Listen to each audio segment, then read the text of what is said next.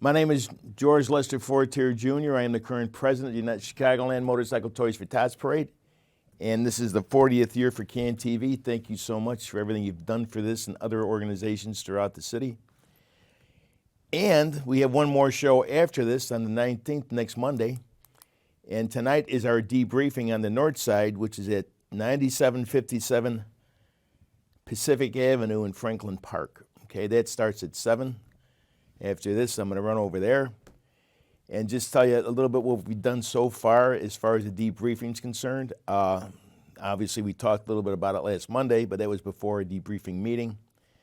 We had a debrief this past Friday, and we had a few issues come up, and we're going to tell you how we're going to attack them, okay? We're going to verify that all the vehicles at the front of our parade, that means the four-wheel vehicles, that they are properly insured, that they are, we have to perform a safety check on them and make sure that they're properly plated and such, because we had a few issues. One of the fire trucks broke down, that stopped the parade.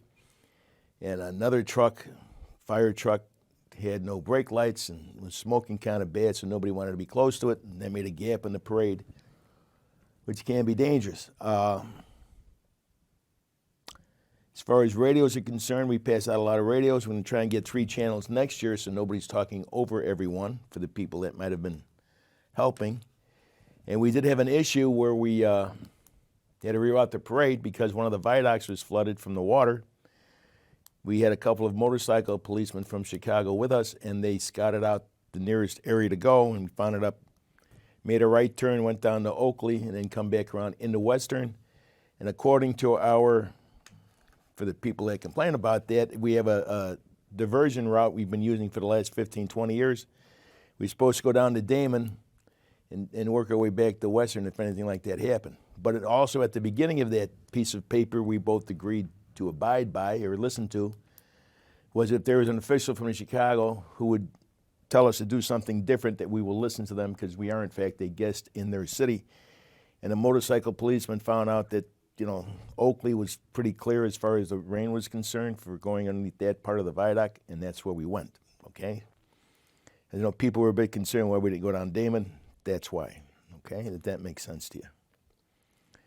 We had an incident where a car or a truck at the beginning of the parade wasn't listening to us, and they almost caused an accident with one of our pathfinders. We send some motorcycles up front to keep an eye on everything for the rest of the parade.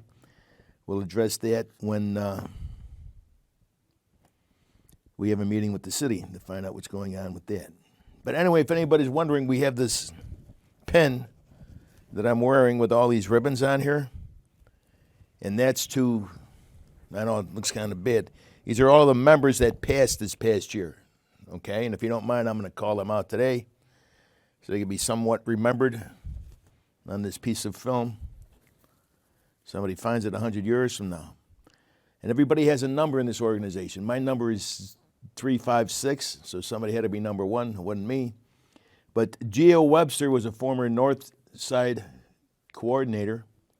Her number was 1926, and she passed this past year. I'm pretty sure it was, I don't know exactly why some of these people died, but they're not here anymore, and they did a lot for the organization. Actually, any member that passes during the course of the year, we remember them the day of the parade by putting on this button with these ribbons on it. We have a special committee just designed for that. Next up would be Lenny Rutka. He was a police detective for, I think, Cicero at one time.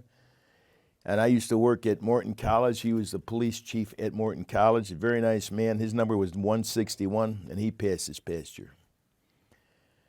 Arlene Ireland, number 1629. She was both her kids are members of the organization, and she helped a lot, this young lady, and she ain't around and she died, so it's kind of sad. She's a nice lady. And also Tony Dorio. They met, actually, him and his wife met at a Toys for Tots meeting. So if people are kind of lonely out there, you ought to come to a meeting. You might find your special someone. His number was 1668, and he passed also. That was a bit of a shock. He was a younger man. Next up would be Phil Blade Harris. He used to do our tagging event on the north side of the city, number 462. Very nice man, and he will be missed. And the last one is Dawn Pechar, P-E-C-H-E-R. Her number was 2125. She's a pretty new member, and she's not with us anymore. So that's 1, 2, 3, 4, 5, 6 people we lost this last year. And that's kind of bad. But again, our last show will be next Monday, okay? It's amazing how fast this year went by. The debriefing meeting, according to our schedule, is basically the meeting tonight. It basically ends the year, this year, as far as our Toys for Tots Motorcycle Parade program is concerned. And now we're going to move on to nominations and,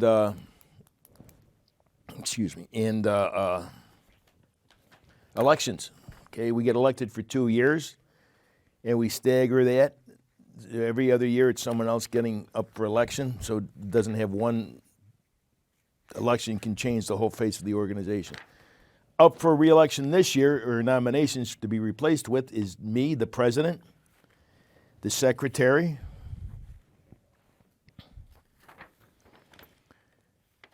the sergeant at arms, the parade coordinator, and the bylaw historian. Now, next year, it'll be the vice president, the treasurer, the Northside coordinator, and the product coordinator. So we'll have our elections in February, but we have 2 more meetings to, maybe we'll get more talent. Everybody's getting kind of older. I'm not 20 years old no more, that's for sure. We talked a little about the issues we had last year, during the parade, the last parade, and I got to call out the forest preserves. We kept everything nice and tight. Everything they said they were going to do, they did. The hole got patched on the way out. It's been there for the last 5 years because the guy that blesses us on the way out always got hit with water. But again, thank you, Cook County Forest Preserves. We do appreciate it. And our person that we deal with, had to be, 9, 10 years already, maybe longer, is Courtney. Again, Courtney, if you're watching, thank you so much. You made it safe. Well, we had the tables where they were supposed to be. We had everything worked out very, very well. We did have an issue where someone he had a diabetic seizure and he passed out at the beginning when we were staging the parade. And through, us and the forest preserves, they had a presence at every grove, and we were able to get the fire engine in there along with the ambulance with no problems. And the guy's doing fine, so everything's fine with that. So that's pretty good. Okay, I don't know if the phones are working or not, but again, thank you, City of Chicago, for letting us have this parade again, and we couldn't do it without you. And I always tell our guys during our meetings that even though we say we got to do this, we got to do that, we are always just a guest in this city. And when it comes to it, we have to listen to the officials of Chicago to do what they say. Like the parade reroute. Somebody might have said we should go to Damon, but they thought it would be a lot quicker and nicer if we did it that way. And we had, like I said, we had a fire truck break down before that. And believe it or not, when a parade stops, it stopped twice. And that's got to be like the first time in I don't know how many years. We even stopped once. But it takes a while to get it going again.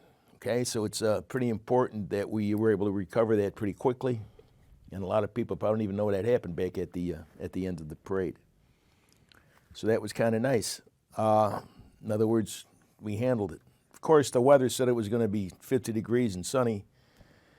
And I think I said on this program a few times that I've ridden when it's like snowing outside. I've rode when it was like 14 degrees one year.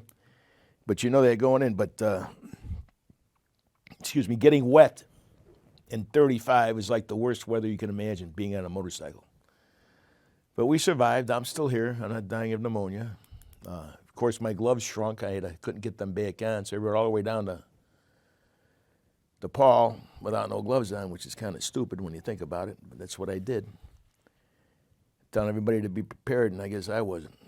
But here we are moving forward to our next parade next year. And we'll be reminding you about that because eventually it'll be the first Sunday in December again. But I would like to spend a moment. Well, I'm going to talk about one other thing too. Okay, sometimes we forget to do this.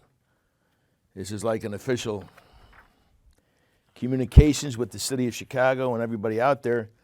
I want to tell everybody about the purpose of the Chicagoland Motorcycle Toys for Tots Parade. Okay, I'm just going to rate the ones that are, we have like 9 purposes, but I'm going to only read about 5 or 6 of them that apply to what we're doing here.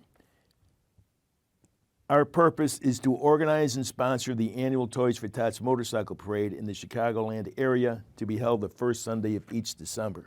Okay, that's what we do.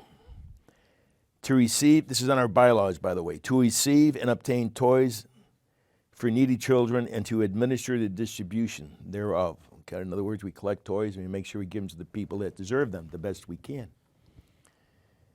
To uphold and promote the welfare of the community by advancing its civic, social, economic, and cultural development. Okay, very important. I'm going to talk about another organization that applies to that. Okay, to tender aid and assistance to all deserving men, women, and children unable to procure such assistance elsewhere. Toys for Tots, over the years, we've gone to tornado victims, little towns, because we hear nothing's happening, like around Pekin, Illinois. I forgot the name of the street. Washington was the name. We had little patches set up, and I think I said it before on the show. We heard that they had not all the people had their gas even turned on. It had been like 2 or 3 months since the tornadoes, and we heard about it. We knew people there that we got trucks donated, drivers donated, gas donated, and then we went down there and gave all those kids a Christmas. It was kind of cool how that happened, just like that, boom, boom. And that's exactly what we're supposed to do. To assist and participate and support other charitable programs for the needy. Okay, and that's another thing that we're doing and we've done. Okay, so again, anybody wants to come to one of our meetings, you can go on our website, which is www.chicagolandtft.org, or our Facebook page. Just punch that in and it'll come up. I think we have 2 or 3 Facebook pages. Jack Voss handles that. But our website, it'll tell us what we do. It'll tell you how to, if you need assistance with your family, you know someone who does need assistance, you get on our website, they will tell you exactly how to go about contacting us and how we will go about getting you the toys for your, for the kids in need at Christmas. Okay, we need to have a letter because we have something. We don't want to. We're pretty much overwhelmed anyway, so we got to make you do that. And we'd have a hard time keeping track of something other than a letter. Okay, if that makes sense to you. Okay. And then he goes to our toy committee, and they're working right now, as a matter of fact, and have been, where they sort the toys, and they read these letters, and then they, pick the toys out for the kids. The letter should briefly describe why you need assistance for Christmas. It doesn't have to be something catastrophic. Maybe, should I pay the gas bill or should I buy a Christmas present for your kids? Let us know, and we'll decide how we're going to handle that. We have a toy committee dedicated to that, and that's what we do. We take care of community outreach centers also, churches, stuff like that. But mostly we like to go one-on-one with other families. Not to knock any other charities, but a lot of other charities that go from one organization to another organization, and by the time, and he might give to another organization, at least if you can want to hang around our warehouse at 8900 South Odell in Burbank, in an industrial park there, you can actually see where people are dropping off toys and how families are coming there to pick up their toys with a copy of their letter taped around the big garbage bag we put the toys in. So you could actually see how that works, which I think is pretty cool. Maybe next year we could figure out how to get a remote feed or something out there, and we could show it on this channel. And again, can you believe it's been 40 years? By the way, I stole this button off the table in there. There's a whole bowl full of them. And they should be called out for that. And again, thank you for letting us be here. Now, the other thing I want to talk about, if I may, is an organization called Heavenly Sent Youth Mentoring Enrichment Safe Haven Program. You got to work on that, make it a little shorter maybe. You might catch on a little bit better. But anyway, their mission statement, believe it or not, is kind of cool. They're on the show after me. I don't know if she's here or not. Nice lady, nice people. One's a retired policeman that's involved also. And the lady that's behind me, she was at our parade dressed up like a policeman in like a mascot costume. But anyway, our mission, their mission, is to provide a safe and supportive space for personal growth and development through mentorship, educational opportunities, and community engagement. We strive to equip our participants with tools they need to achieve their goals while instilling a sense of responsibility, resilience, and compassion to ensure they become positive agents of charge in their communities, which is kind of cool when you think about it. It's nice to hear a different way of attacking this. Heavenly Sent Youth caters to underserved young men and women between the ages of 8 and 15 years of age. Our program offers training in essential life skills, health and fitness, leadership, problem solving, decision making, conflict resolution, and business etiquette. Our goal is to support and guide these young men towards and women a brighter future by providing them with the knowledge and resources they need to thrive. And I think it's very important that you need those basic understanding of everything I just said to be successful in this world, okay? And I know these people work hard at this. We're helping them out as best we can. And as a matter of fact, Heavenly Sent Youth and Friends, they're having a community bowling night, okay? It's going to be December 17th at 7 p.m. There'll be food and entertainment there, okay? And it's going to be at the Skyway Lanes at 9915 South Torrance, Chicago, Illinois, 60617. I'm sure they have a website on here somewhere, I could tell you. Or they got a little thing with the phone. I don't know how to do that. But anyway, good people. Again, Heavenly Sent. And I love how they put this throughout this flyer, okay? Fostering positive and healthy male and female role models in their lives, encouraging emotions and vulnerability, teaching empathy and respect towards others. That's a pretty important statement I just said there, and I think the world's losing that just a little bit. Okay, teaching, addressing toxic masculinity and negative gender stereotypes, men and women, providing access to mental health resources and support, fostering positive communication and relationships both within and outside of their peer group. Okay, and it's nice just to know that these young men and women being exposed to this organization know they have a choice, and if they want to learn something else about what's going on in their lives or anybody else's, or why is this happening to me, this, in my opinion, would be a way of lifting yourself out of some of those situations. I hope everybody understands that. And there are many other organizations also, but it's a very nice thing that we do, or they do, I should say. We're going to support them with this community bowling night. I don't bowl personally, but I remember I took my sons bowling when they were little, my little guy, and he's over there. The balls are kind of heavy for him. He's like 5 or 6 years old. And then he finally came up to me, he says, "Dad, I finally found one." I says, "Oh, good." He weighed about a half a pound. He says, "There's something," he kept looking at it. He goes, "There ain't no holes in this one." he must have got the Freddie Flintstone one, I guess. But anyway. Sorry, I'm all by myself here, guys, but everybody else has their lives, and I'm the responsible one, And I thank Santiago and stuff, and Maynard, he's having a meeting tonight. That's where I'm going afterward. And we'll go on from there.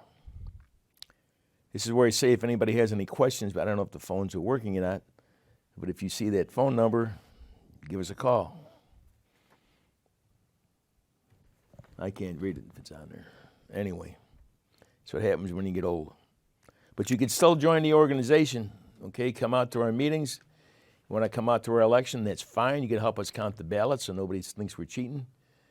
Usually we do that when people are not up for election and or are newer members and they cannot participate in the election, because according to our bylaws, which I'll read out that too, because I forget sometimes. They should know this by heart, right? But it's been changed a few times. So, to be elected to the board of directors, okay, we have a 9-member board. A member must be in good standing, meaning you don't owe the organization any money, okay? You must be with the organization for 3 years and must have been an active member of a committee for 2 consecutive years immediately preceding the election. And the reason why we changed that a little bit is, let's say you remember this organization 10 years ago and you want to get involved again. Well, a lot of things have changed in 10 years, okay? That's why we want to make sure somebody had been on a committee, which if you're active in this, thank you. I got 5 minutes left. If you're active in this organization, you will know of the changes and know what it takes to be a committee member. And anybody that does anything for us, in my opinion, even if it's just riding your motorcycle to one day, it's still part of the parade committee, I guess, you would qualify as being part of a committee, okay? We didn't expand on that and what it takes to be that. And that's why we have you be on a committee for 2 consecutive years leading up to the elections. You kind of like know what's going on. And if they have members out there watching this program, and I said it at the last meeting, let's say you want to be one of the board members up for election this year, find out who they are, introduce yourself. Don't be mean about it. I'm going to take your job. Don't say that. Just say you want to hang around them to know exactly what it takes to do that job, okay? So you have a better idea what it is. And by the way, once you get elected, since I've been president, I put together a little folder with all our resolutions, our bylaws, our membership handbook, and whatever things we had voted on that year to change in that folder, along with requisition forms and a copy of our 501(c). And I also make them read out their duties, and I ask them if they accept that, and they do. This way they can't say 6 months after they get elected, I didn't know how to do that. Okay, that's why we do that.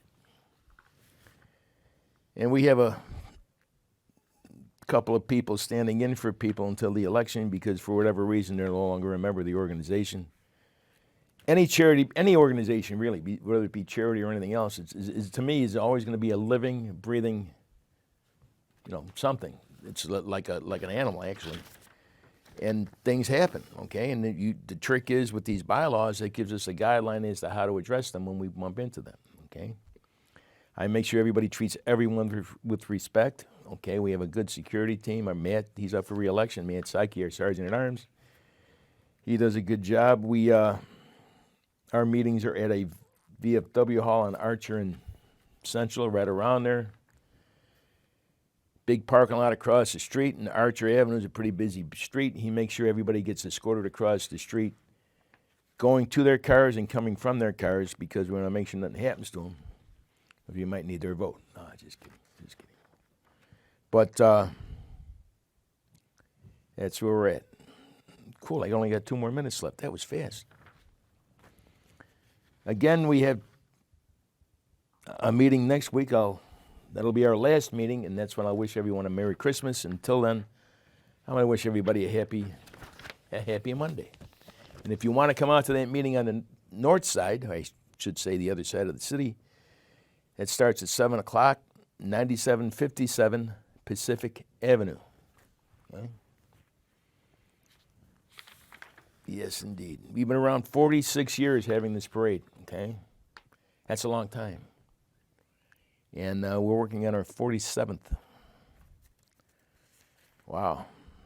Think of all the presidents we've been through and mayors of the city of Chicago we've been through, and yet we're still here standing.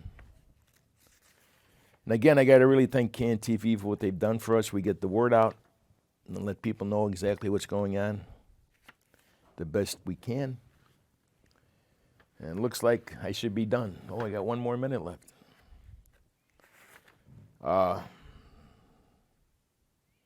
We did a good job. We had 3 parts of the parade: the assembly of the riders at Dan Ryan Woods, the actual procession down Western Avenue, and the arrival at the end of the point of the parade, which was DePaul this year. And I thought everyone did a great job in the organization. All the participants did a great job. I got to thank you. And we'll see you next week. Hopefully my partner will be here. If not, you'll see me again all by myself. And that's it. Any questions, you can contact us. You can go on our website, www.chicagolandtft.org, and you can look under Meet the Board. And I insist on every member who represents this organization has their email address and their actual phone number in case you wanted to contact them, including mine. You just give me a call or text me. I do better with text than phone calls, to let you know you can contact one of us whenever you need to, okay? In the meantime, maybe you should think about coming out. Well, we got one more. December 17th, that would be this, it'll be this Sunday for the Heavenly Sent Youth and Friends Community Bowling Night, which is a nice way of doing it.